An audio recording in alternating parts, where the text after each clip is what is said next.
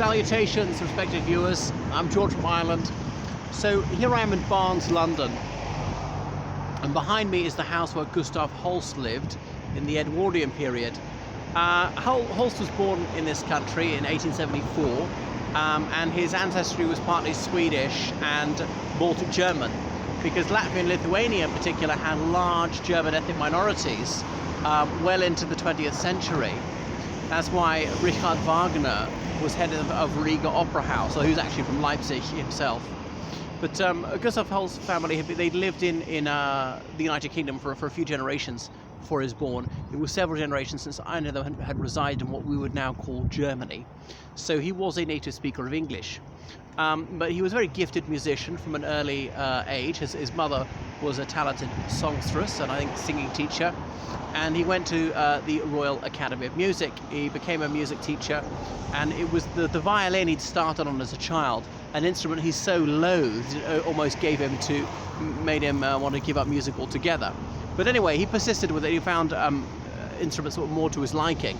Now, I know precious little about the gay science. This is probably evident from my words, but he's better known as a composer. He was later a music teacher at St. Paul's Girls' School, and that was founded in 1904, about the time he moved into this house behind me. A teacher could afford to live in a house like that. Those were the days in this sort of part of London. Barnes, which is quite she, I can tell you. And he could almost spit in the Thames. Let me demonstrate. No, I'm not going to spit. But the River Thames is yonder, okay? So he's looking out directly from there onto the Thames. There's the north bank of the Thames, where Duke's Meadow is, and lots of playing fields, and Chiswick beyond. This is Barnes Bridge, the railway bridge that you can walk across, cycle across. No cars go across there. Incidentally, during the university boat race, trains were scheduled to stop on it and watch the boats, the rowing boats, race past beneath. That was decades ago. Anyway, so Holst was married. He had children.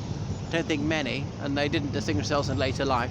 So he was advised by his doctors to retire on the grounds of poor health, but refused to do so. He's probably best known for his Planets Suite, and they're often played if there were something mighty yet evil approaches. Is Mars? Is that his one? I don't think I should attempt to do the sound of it. Da, da, da, dun, dun, dun, dun, da, dun, dun, dun, something like that. Probably murdered it. But no, he refused. He was going to carry on working until his dying day, and he did.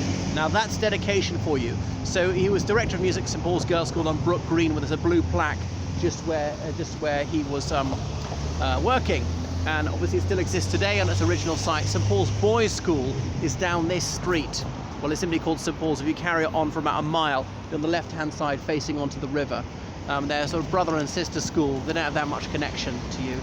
Wow, and just a sculler went past. It's going very fast, disappearing up there. Perhaps you can make him out. With the naked eye, it's quite clear to see in front of the 8.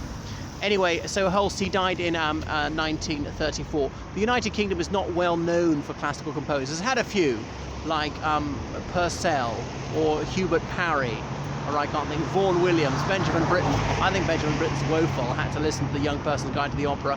I had to work in Zurich Opera House, tutoring some people who were in Turn of the Screw, his opera, which is based on the novel, again, and I thought it was a woeful opera, but not that I know much about these things, just as an average punter.